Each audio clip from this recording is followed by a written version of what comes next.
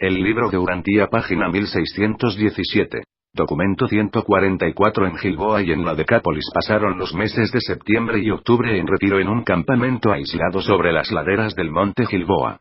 El mes de septiembre lo pasó Jesús a solas con sus apóstoles, enseñando e instruyéndolos en las verdades del reino. Había varias razones por las cuales Jesús y sus apóstoles se habían aislado en este período en la frontera de Samaria y la Decápolis.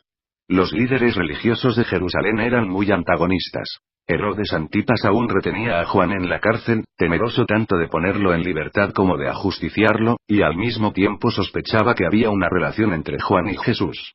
En estas condiciones no era prudente planear una labor dinámica en Judea o en Galilea. Había una tercera razón: la tensión lentamente en aumento entre los líderes de los discípulos de Juan y los apóstoles de Jesús, que iba empeorando a medida que crecía el número de creyentes. Jesús sabía que el período de trabajo preliminar de enseñanza y predicación ya estaba por terminar, que el paso siguiente sería el comienzo del esfuerzo pleno y final de su vida en la tierra, y no quería que el lanzamiento de esta empresa resultara de alguna manera difícil o embarazosa para Juan el Bautista. Jesús por consiguiente había decidido pasar cierto tiempo en aislamiento, preparando a sus apóstoles y luego trabajando discretamente en las ciudades de la Decápolis, hasta que Juan fuera ajusticiado o puesto en libertad para unirse a ellos en un esfuerzo conjunto. 1. El campamento de Gilboa. A medida que pasaba el tiempo, aumentaba la devoción de los 12 por Jesús y el trabajo del reino. Esta devoción era en gran parte una cuestión de lealtad personal. No comprendían las múltiples facetas de su enseñanza. Tampoco comprendían plenamente la naturaleza de Jesús ni el significado de su autootorgamiento en la tierra. Jesús les aclaró a sus apóstoles que se habían retirado por 3 motivos. 1. Para confirmar su comprensión y fe en el Evangelio del reino. 2. Para permitir que se aquietara la oposición contra su obra en Judea y Galilea. 3. Para aguardar el destino de Juan el Bautista. Mientras permanecían en Gilboa, Jesús narró a los 12 muchos detalles de sus primeros años de vida y de sus experiencias en el monte Hermón. También les reveló algo de lo que sucedió en las colinas durante los 40 días inmediatamente, página 1618 después de su bautismo. Al mismo tiempo les advirtió que nada contaran a nadie sobre estas experiencias hasta que él volviera al Padre. Durante esas semanas de septiembre descansaron, conversaron, rememoraron sus experiencias desde que Jesús los había llamado al servicio, y se esforzaron sinceramente por coordinar lo que el Maestro les había enseñado a ese momento. En cierta medida todos ellos sentían que sería esta la última oportunidad que tenían de un descanso prolongado. Se daban cuenta de que el próximo esfuerzo público en Judea o en Galilea marcaría el comienzo de la proclamación final del reino venidero, pero no tenían una idea fija de cómo sería el reino cuando por fin llegara. Juan y Andrés pensaban que el reino ya había llegado. Pedro y Santiago creían que aún no había llegado. Natanael y Tomás confesaban francamente que estaban perplejos. Mateo, Felipe y Simón el Celote estaban indecisos y confusos. Los gemelos no hacían caso alguno de la controversia. Y Judas Iscariote estaba taciturno, y no tomaba partido.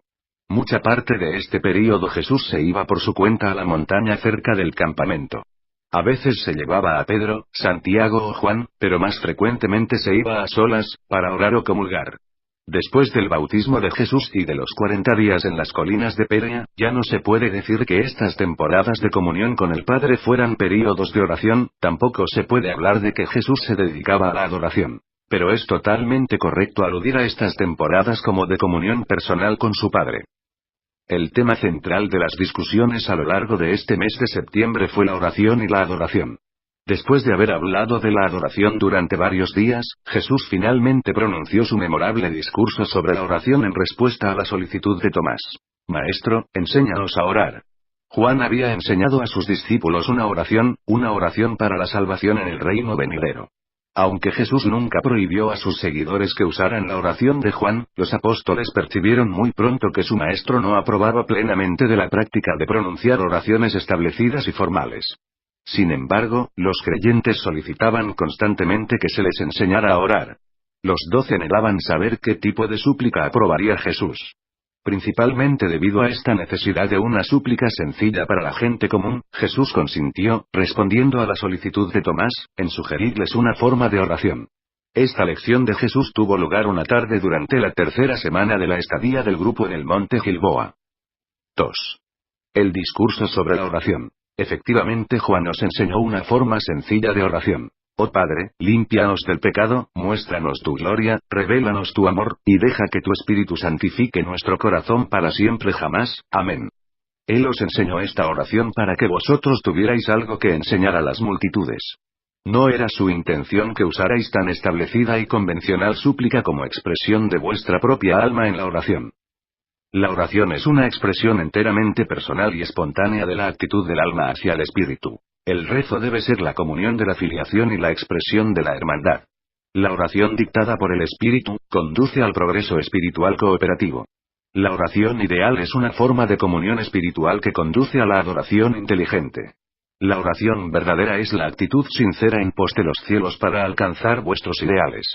Página 1619. La oración es el aliento del alma y debe conduciros a persistir en vuestro intento de conocer la voluntad del Padre. Si alguno de vosotros tiene un vecino, y vas a verle a la medianoche para decirle: amigo mío, préstame 3 panes, porque acaba de llegar un viajero amigo mío, y nada tengo para darle. Y tu vecino responde: ya no me molestes. Mi puerta ya está cerrada y mis hijos y yo ya estamos acostados. Por eso no puedo levantarme a darte pan, pero perseverarás y explicarás que tu amigo tiene hambre, y que no tienes comida para darle. Y yo te digo que si tu vecino no quiere levantarse para darte pan por amistad, se levantará y te dará tantos panes como necesites simplemente para que no lo importunes más. Así pues, si la perseverancia gana el favor de un simple mortal, imaginaos cuánto más ganará vuestra perseverancia en el Espíritu, el pan de la vida de las manos generosas del Padre en el cielo. Nuevamente os digo, pedid y se os dará. Buscad y encontraréis, golpead la puerta y se os abrirá. Porque el que pide recibe. El que busca encuentra. Y el que golpea la puerta de la salvación, la puerta se le abrirá. ¿Qué padre entre vosotros, ante la súplica inmadura del hijo, vacilaría en dar según la sabiduría paterna, y no de acuerdo con la solicitud errónea del hijo? Si el niño necesita pan, ¿le darás una piedra solo porque insensatemente la solicitó? Si tu hijo necesita pescado, ¿le darás una serpiente de agua solo porque apareció en la red con el pez y el niño tontamente la pide? Si vosotros, mortales y finitos, sabéis cómo responder a las súplicas y dar a vuestros hijos dones buenos y apropiados, ¿cuánto más dará Espíritu y cuántas bendiciones adicionales dará vuestro Padre Celestial a los que se lo pidan? Los hombres deben siempre orar sin perder nunca la esperanza. Dejadme contaros la historia de cierto juez que vivía en una ciudad donde dominaba el mal. Este juez no temía a Dios ni respetaba a los hombres. Habitaba en esa ciudad una viuda menesterosa que fue repetidamente a ver a este juez injusto, diciendo: protégeme de mi adversario. Durante cierto tiempo no le prestó él atención, pero finalmente observó para sus adentros: aunque no temo a Dios ni respeto a los hombres, será mejor que reivindique a esta viuda para que deje ya de molestarme con sus continuas súplicas. Os cuento estas historias para alentaros a perseverar en la oración. No para sugerir que vuestras súplicas puedan cambiar al Padre justo y recto en el cielo. Vuestra perseverancia no es para ganar el favor de Dios, sino que cambiará vuestra actitud terrestre y ampliará la capacidad de vuestra alma para recibir el Espíritu. Pero cuando oráis, ejercéis tan poca fe. La fe genuina es capaz de mover montañas de dificultades materiales encontradas en el camino de la expansión del alma y del progreso espiritual. 3. La oración del creyente. Pero los apóstoles aún no estaban satisfechos. Querían que Jesús les diese una oración modelo para que ellos pudieran enseñársela a los nuevos discípulos. Después de escuchar las palabras de Jesús sobre la oración, Santiago Cebedeo dijo: muy bien, maestro, pero no pedimos una fórmula de oración para nosotros, sino más bien para los nuevos creyentes que tan frecuentemente nos imploran: enseñadnos a orar en una forma que sea aceptable al Padre en los cielos. Cuando Santiago terminó de hablar, Jesús dijo: si pues, aún deseáis tal oración, os daré la que enseñé a mis hermanos y hermanas en Nazaret. Página 1620. Padre nuestro que estás en los cielos, santificado sea tu nombre. Venga tu reino. Hágase tu voluntad en la tierra así como se hace en el cielo. Danos hoy nuestro pan para mañana. Refresca nuestra alma con el agua de la vida. Y perdónanos nuestras deudas así como también perdonamos a nuestros deudores. Sálvanos de la tentación, líbranos del mal, y haznos cada vez tan perfectos como tú. No es raro que los apóstoles desearan que Jesús les enseñase una oración modelo para los creyentes. Juan el Bautista había enseñado a sus seguidores varias oraciones. Todos los grandes maestros habían formulado oraciones para sus discípulos. Los maestros religiosos de los judíos tenían unas 25 o 30 oraciones establecidas que recitaban en las sinagogas y aún en la calle. Jesús estaba particularmente en contra de orar en público. Hasta este momento, los 12 tan solo le habían escuchado rezar unas pocas veces. Observaban que pasaba noches enteras orando o dedicado a la adoración, y tenían mucha curiosidad por saber la manera o forma de sus oraciones. Realmente no sabían qué contestar a las multitudes que suplicaban que se les enseñara a rezar así como Juan había enseñado a sus discípulos. Jesús enseñó a los 12 que debían orar siempre en secreto, que debían alejarse a solas, en la serenidad de la naturaleza, o encerrarse en sus cuartos para orar. Después de la muerte de Jesús y de su ascensión al Padre, muchos creyentes optaron por agregar al final de esta oración, así llamada el Padre Nuestro, estas palabras: en el nombre de Señor Jesús Cristo. Más tarde se perdieron 2 líneas al copiarse la oración, y fue agregada una cláusula adicional, como sigue: porque tuyo es el reino y el poder y la gloria, por siempre jamás. Jesús dio esta oración a los apóstoles en su forma colectiva, tal como se la rezaba en la casa de Nazaret. No enseñó nunca una oración personal formal, sino tan solo súplicas para grupos, familias o reuniones sociales. Aún así, tampoco accedió a hacerlo espontáneamente. Jesús enseñaba que la oración eficaz debe ser 1. Altruista, no solamente para uno mismo. 2. Creyente, de acuerdo con la fe. 3. Sincera, de corazón honesto. 4. Inteligente, de acuerdo con las propias luces. 5. Confiada, en su misión a la voluntad omnisapiente del Padre. Cuando Jesús pasaba noches enteras en la montaña rezando, lo hacía principalmente en súplica para sus discípulos, sobre todo para los 12. El Maestro muy poco oraba por sí mismo, aunque sí practicaba mucha devoración de naturaleza de la comunión de entendimiento con su Padre en el paraíso. 4. Más sobre la oración. Durante varios días después del discurso sobre la oración, los apóstoles continuaron preguntando al Maestro sobre esta práctica importantísima y adoradora. Las enseñanzas de Jesús sobre la oración y la adoración impartidas a los apóstoles durante estos días pueden ser resumidas y expuestas en lenguaje moderno, como sigue página 1621. La repetición sincera y honesta de una súplica, cuando esta oración es la expresión sincera de un hijo de Dios y es pronunciada con fe, aunque desatinada o imposible de responder directamente, siempre servirá para expandir la capacidad de recepción espiritual del alma. En toda oración, recordad que la filiación es un don. Ningún niño tiene que hacer nada para ganar el estado de hijo o hija. El hijo terrestre adquiere el ser por voluntad de sus padres. De la misma manera llega el Hijo de Dios a la gracia y a la nueva vida del Espíritu por voluntad del Padre en el cielo. Por consiguiente, el reino del cielo, la filiación divina, debe ser recibida por el Hijo como si fuese un niño pequeño. La rectitud, el desarrollo progresivo del carácter, se gana, pero la filiación se recibe mediante la gracia y por la fe. La oración condujo a Jesús a la supercomunión de su alma con los gobernantes supremos del universo de los universos. La oración conducirá a los mortales de la tierra a la comunión de una verdadera adoración. La capacidad espiritual del alma para recibir determina la cantidad de bendiciones celestiales que pueden conseguirse personalmente y que se pueden percibir conscientemente como respuesta a la oración. La oración, y la adoración con que ésta se vincula, es una técnica para apartarse de la rutina diaria de la vida, del agobio y monotonía de la existencia material.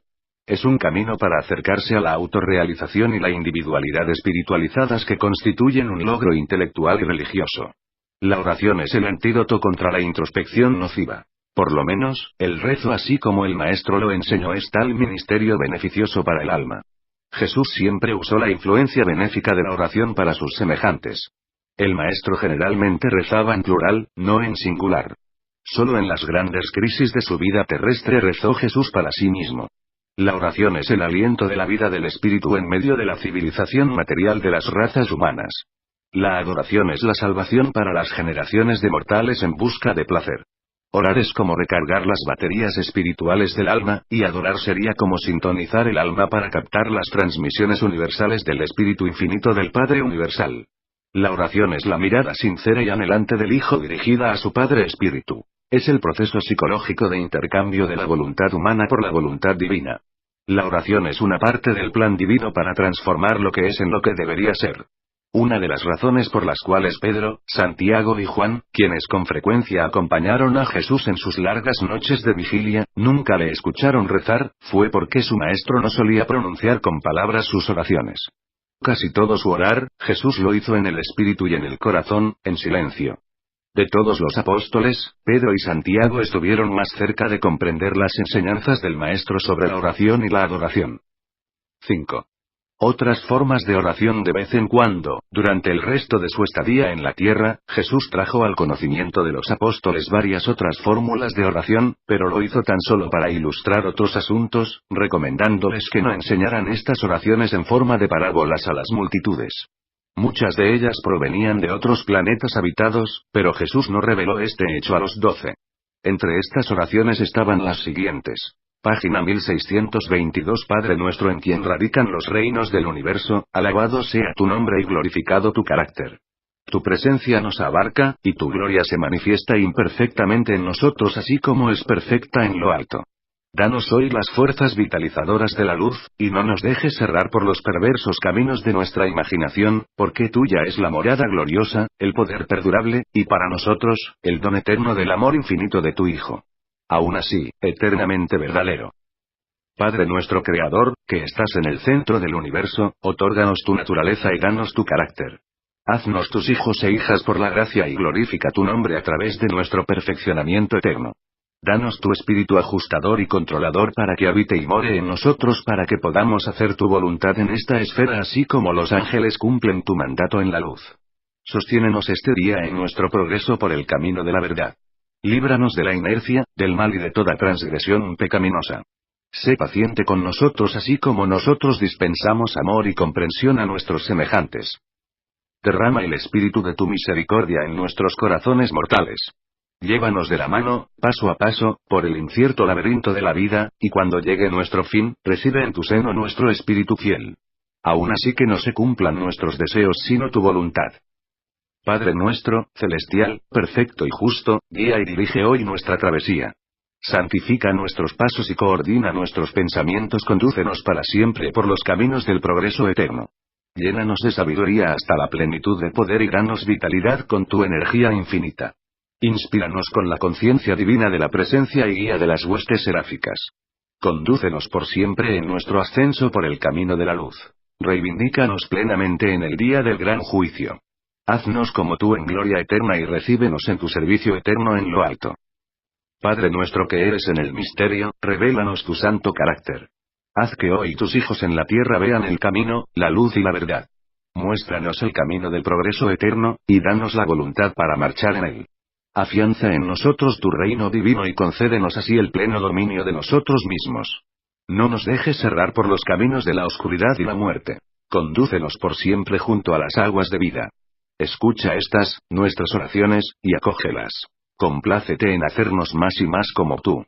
Página 1623. Finalmente, por tu Hijo Divino, recíbenos en tu abrazo eterno. Aún así, no se hará nuestra voluntad sino la tuya. Glorioso Padre y Madre, en uno combinados, leales seamos a tu naturaleza divina. Que tu esencia misma reviva en nosotros y a través de nosotros por el don y otorgamiento de tu Espíritu Divino.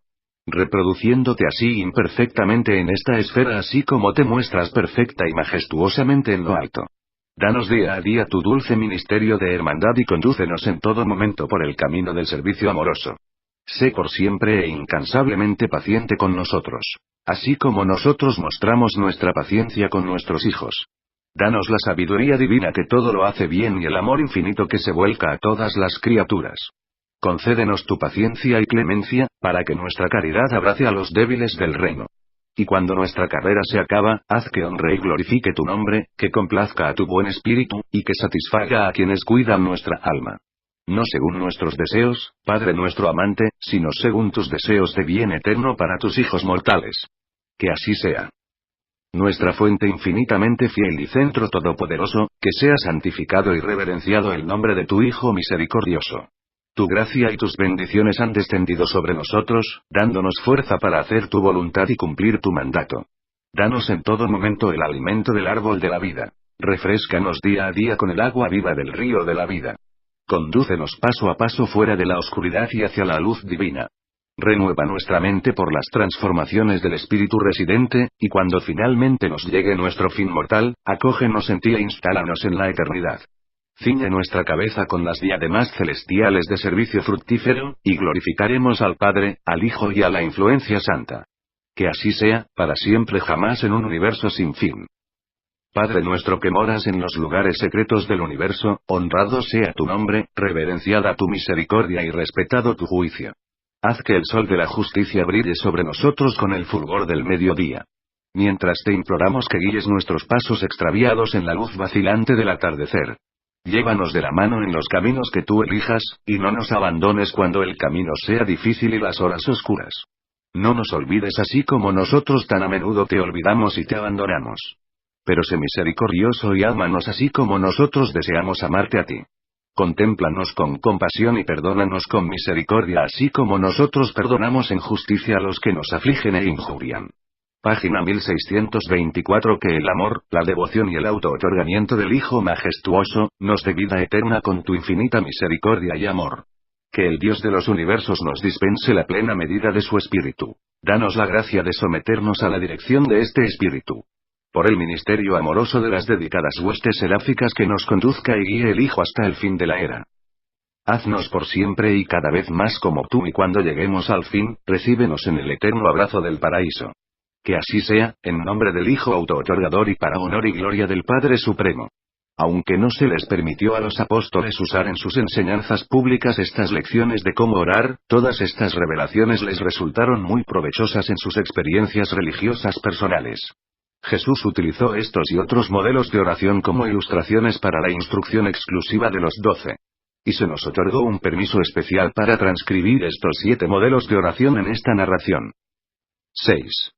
La conferencia con los apóstoles de Juan. Alrededor del 1 de octubre, Felipe y algunos de los otros apóstoles estaban en una aldea cercana comprando alimentos, cuando se encontraron con algunos de los apóstoles de Juan el Bautista. Como resultado de este encuentro casual en el mercado se reunieron por 3 semanas, en el campamento de Gilboa, los apóstoles de Jesús y los de Juan, porque éste recientemente había nombrado a 12 de sus líderes como apóstoles, siguiendo el ejemplo de Jesús. Juan había hecho esto por sugerencia de Abner, jefe de sus leales seguidores. Jesús estuvo presente en el campamento de Gilboa durante la primera semana de esta reunión, pero se ausentó durante las 2 últimas. A principios de la segunda semana de este mes, Abner había reunido a todos sus asociados en este campamento de Gilboa y estaba preparado para iniciar el diálogo con los apóstoles de Jesús. Durante 3 semanas, estos 24 hombres se reunieron 3 veces por día, 6 días por semana. La primera semana Jesús se mezcló con ellos entre las reuniones de la mañana, la tarde y la noche. Los participantes deseaban que el maestro se reuniese con ellos y presidiese las deliberaciones conjuntas, pero se negó categóricamente participar en sus discusiones, aunque consintió en dirigirles la palabra en 3 ocasiones. Estos discursos de Jesús a los 24 trataron de la compasión, la cooperación y la tolerancia. Andrés y Abner presidieron alternativamente estas reuniones conjuntas de los 2 grupos apostólicos. Estos hombres tenían muchas dificultades que discutir y numerosos problemas que resolver. Una y otra vez llevaron sus problemas a Jesús, pero éste se limitaba a decir: tan solo me preocupan vuestros problemas personales y puramente religiosos. Yo soy el representante del Padre ante el individuo, no ante el grupo. Si tenéis dificultades personales en vuestras relaciones con Dios, venid a mí, y os escucharé y os aconsejaré para la solución de vuestro problema. Pero si os ocupáis de coordinar divergentes interpretaciones humanas acerca de cuestiones religiosas, así como de socializar la religión, estáis destinados a solucionar tales problemas por vuestras propias decisiones. No obstante, contad con mi comprensión e interés. Cuando lleguéis a una conclusión sobre estos asuntos sin importancia espiritual, os prometo por adelantado, siempre y cuando estéis todos de acuerdo, mi aprobación plena. Y página 1625. Mi cooperación sincera. Ahora bien, para no estorbar vuestras deliberaciones, os dejaré por 2 semanas. No os preocupéis por mí, porque yo regresaré a vosotros. Estaré ocupado en los asuntos de mi Padre, puesto que tenemos otros reinos además de este. Después de hablar así, Jesús descendió por la montaña y no le volvieron a ver por 2 semanas enteras. Y nunca supieron dónde había ido ni qué había hecho durante esos días. Desconcertados por la ausencia del maestro, los 24 tardaron un tiempo hasta reanudar la seria consideración de sus problemas. Al cabo de una semana estaban sin embargo nuevamente sumergidos en sus discusiones, y no podían recurrir a Jesús para que los ayudara. El primer tema sobre el cual el grupo llegó a un acuerdo fue adoptar la oración que Jesús les había enseñado recientemente. Se aceptó por unanimidad que sería esta la oración que enseñarían ambos grupos de apóstoles a los creyentes. En segundo término, se decidió que, mientras Juan viviera, en la cárcel o fuera de cárcel, ambos grupos de 12 apóstoles continuarían con su obra, y que se celebrarían reuniones conjuntas de una semana de duración cada 3 meses en sitios por determinarse. Pero el más grave de todos sus problemas era la cuestión del bautismo.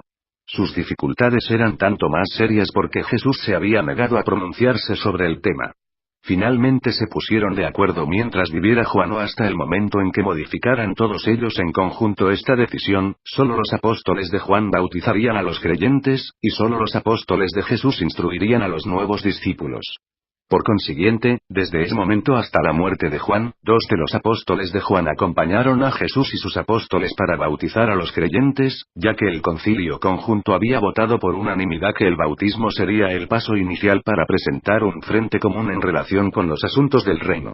A continuación se decidió que, en caso de morir Juan, sus apóstoles comparecerían ante Jesús y se someterían a su dirección, y que ya no bautizarían a menos que recibieran autorización de Jesús o de sus apóstoles. Después votaron que, en caso de morir Juan, los apóstoles de Jesús comenzarían a bautizar con agua como símbolo del bautismo del Espíritu Divino. La cuestión de si el arrepentimiento debía vincularse o no con la predicación del bautismo, se dejó a criterio de cada grupo. No se tomaron decisiones obligatorias. Los apóstoles de Juan predicaban: arrepentíos y sed bautizados. Los apóstoles de Jesús proclamaban: creed y sed bautizados. Esta es pues la historia del primer intento de los seguidores de Jesús a coordinar esfuerzos divergentes, reconciliar diferencias de opinión, organizar iniciativas de grupo, regular las observancias externas y socializar las prácticas religiosas personales. Se consideraron también muchos otros asuntos de menor importancia que fueron resueltos por unanimidad. Estos 24 hombres tuvieron una experiencia verdaderamente notable durante estas 2 semanas, al verse obligados a enfrentar problemas y resolver dificultades sin Jesús. Aprendieron a disentir, debatir, disputar, orar y transigir, y a ser capaces de comprender el punto de vista ajeno y a mantener por lo menos cierto grado de tolerancia por sus opiniones honestas. En la tarde de la discusión final sobre los asuntos financieros, regresó Jesús, se enteró de sus deliberaciones, escuchó sus decisiones y dijo: estas pues, son vuestras conclusiones, y ayudaré a cada uno de vosotros a llevar a cabo el espíritu de vuestras decisiones conjuntas. Página 1626. 2 meses y medio después de esto, Juan fue ejecutado y durante todo este período los apóstoles de Juan permanecieron con Jesús y los 12. Todos ellos trabajaron juntos y bautizaron a los creyentes durante esta temporada de obras en las ciudades de la Decápolis. El campamento de Gilboa se levantó el 2 de noviembre del año 27 de JC. 7. En las ciudades de la Decápolis a través de los meses de noviembre y diciembre, Jesús y los 24 trabajaron tranquilamente en las ciudades griegas de la Decápolis, en especial en Escitópolis, Gerasa, Avila y Gádara. Fue este en realidad el final del período preliminar en que se hicieron cargo del trabajo y la organización de Juan. La religión de una nueva revelación, al socializarse, siempre ha de pagar el precio de un compromiso con las formas y usos ya establecidos de la religión precedente a la cual procura salvar. El bautismo fue el precio que pagaron los seguidores de Jesús para llevar consigo, como grupo religioso socializado, a los seguidores de Juan el Bautista. Los seguidores de Juan, al unirse con los seguidores de Jesús, renunciaron a casi todo excepto el bautismo con agua. Jesús hizo poca enseñanza pública durante esta misión en las ciudades de la Decápolis. Pasó mucho tiempo enseñando a los 24 y tuvo muchas reuniones especiales con los 12 apóstoles de Juan. Con el tiempo comenzaron a comprender por qué Jesús no iba a visitar a Juan en la cárcel, y por qué no había hecho esfuerzo alguno para liberarlo. Pero nunca pudieron comprender por qué Jesús no realizaba obras milagrosas, por qué rehusaba a mostrar signos exteriores de su autoridad divina. Antes de ir al campamento de Gilboa, ellos creían en Jesús sobre todo por el testimonio de Juan, pero pronto empezaron a creer como resultado del contacto con el Maestro y sus enseñanzas. Durante estos 2 meses el grupo trabajó la mayor parte del tiempo en pares, saliendo del campamento uno de los apóstoles de Jesús con uno de los de Juan. El apóstol de Juan bautizaba, el de Jesús enseñaba, y ambos predicaban el evangelio del reino tal como lo entendían. Así ganaron muchas almas entre estos gentiles y judíos apóstatas. Abner, el jefe de los apóstoles de Juan, se convirtió en creyente devoto de Jesús y más adelante fue nombrado dirigente de un grupo de 70 instructores a quienes el maestro encomendó la predicación del Evangelio. 8. En el campamento cerca de Pella a fines de diciembre se trasladaron cerca del Jordán, a la altura de Pella, donde reanudaron la enseñanza y la predicación. Tanto judíos como gentiles acudían a este campamento para escuchar el Evangelio. Una tarde, mientras Jesús estaba enseñando a la multitud, algunos amigos íntimos de Juan trajeron al maestro el último mensaje que habría de recibir de Juan. Juan llevaba 1 año y medio en prisión, y la mayor parte de tiempo Jesús había trabajado muy silenciosamente. Por consiguiente no era extraño que Juan se preguntara qué pasaba con el reino. Los amigos de Juan interrumpieron las enseñanzas de Jesús para decir: Juan el Bautista nos envía a que te preguntemos, ¿eres de veras el liberador, o hemos de buscar a otro? Jesús hizo una pausa para decir a los amigos de Juan: volved y decid a Juan que él no ha sido olvidado. Decidle lo que habéis visto y oído, que se predican buenas nuevas a los pobres. Tras hablar con los mensajeros de Juan, Jesús se volvió nuevamente hacia la multitud y dijo: no penséis que Juan duda acerca del Evangelio del reino. Pregunta tan solo para reconfortar a sus discípulos, que son página 1627. También mis discípulos. No es que Juan sea débil. Dejadme preguntaros, a vosotros que habéis escuchado a Juan predicar, antes de que Herodes lo encarcelara, ¿qué contemplasteis en Juan? ¿Una rama sacudida por el viento? ¿Un hombre caprichoso, en vestimenta suave? En general, quienes viven con ricas vestiduras y entre lujos están en las cortes de los reyes y en las mansiones de los ricos. ¿Pero qué visteis cuando contemplabais a Juan? ¿Un profeta? Sí, yo os digo, y mucho más que un profeta. De Juan estaba escrito: he aquí, yo envío a mi mensajero. Él preparará el camino delante de ti. De cierto os digo, que entre los nacidos de mujer no hay nadie más grande que Juan el Bautista. Sin embargo, el más insignificante en el reino del cielo es más grande porque ha nacido del Espíritu y sabe que se ha convertido en hijo de Dios. Muchos de los que escucharon a Jesús ese día se sometieron al bautismo de Juan, declarando de este modo públicamente la entrada al reino. Y los apóstoles de Juan permanecieron firmemente unidos a Jesús desde ese día en adelante. Este acontecimiento marcó la verdadera unión de los seguidores de Juan y de Jesús. Después de que los mensajeros hubieron conversado con Abner, partieron hacia Macaerus para relatar todo esto a Juan. Las palabras de Jesús y el mensaje de Abner lo reconfortaron y fortalecieron su fe.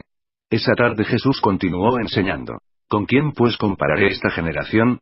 Muchos de entre vosotros no queréis recibir el mensaje de Juan ni mis enseñanzas. Sois como chiquillos que juegan en la plaza y se gritan unos a otros diciendo: os hemos tocado la flauta y no habéis bailado, hemos gemido y no habéis llorado. Así pues sois, algunos entre vosotros. Vino Juan que no comía ni bebía, y ellos dijeron que tenía al demonio. Vino el Hijo del Hombre que come y bebe, y esta misma gente dicen: he aquí un comilón y un bebedor de vino, amigo de publicanos y pecadores. En verdad la sabiduría la justifican sus hijos. Parecería que el Padre en el cielo hubiese ocultado de los sabios y orgullosos algunas de estas verdades, revelándoselas en cambio a los chiquillos. Pero el Padre hace todas las cosas bien. El Padre se revela al universo con métodos de su propia elección. Venid pues todos vosotros que laboráis y lleváis pesadas cargas y encontraréis descanso para vuestras almas. Aceptad el yugo divino, y experimentaréis la paz de Dios, que está más allá de toda comprensión. 9. La muerte de Juan el Bautista. Juan el Bautista fue ajusticiado por orden de Herodes Antipas la noche del 10 de enero del año 28 de JC. Al día siguiente, algunos discípulos de Juan que habían ido a Macaerus oyeron de su ejecución y yendo ante Herodes, pidieron que les fuera entregado su cuerpo, que colocaron en una tumba, dándole más tarde sepultura en Sebaste, de donde era Abner. Al día siguiente, 12 de enero, partieron hacia el norte al campamento de los apóstoles de Juan y Jesús cerca de Pella, e informaron a Jesús de la muerte de Juan. Tras escuchar esto Jesús, despidió a la multitud y llamando a los 24 les dijo: Juan ha muerto. Herodes lo ha hecho decapitar. Esta noche, reuníos en concilio y arreglad vuestros asuntos como corresponde. Ya no habrá más postergaciones. Ha llegado la hora de proclamar el reino abiertamente y con poder. Mañana marchamos a Galilea. Por consiguiente, temprano en la mañana del 13 de enero del año 28 de JC, Jesús y los apóstoles, acompañados por unos 25 discípulos, se dirigieron a Capernaum y se alojaron esa noche en la casa de Zebedeo.